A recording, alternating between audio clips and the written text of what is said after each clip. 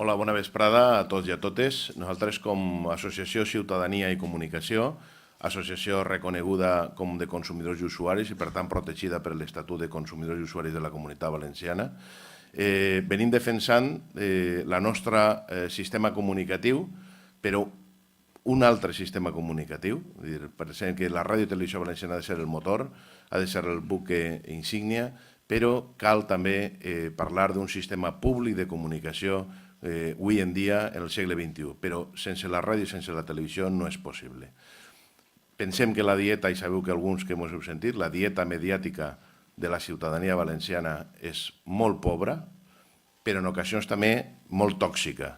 I, per tant, defensem una dieta mediàtica rica, àmplia, que puga créixer a la ciutadania en una societat, sobretot principalment de la democràcia, però també per l'economia, perquè fa falta una societat del coneixement i, per tant, una ciutadania ben formada, ben informada i en capacitat d'interaccionar.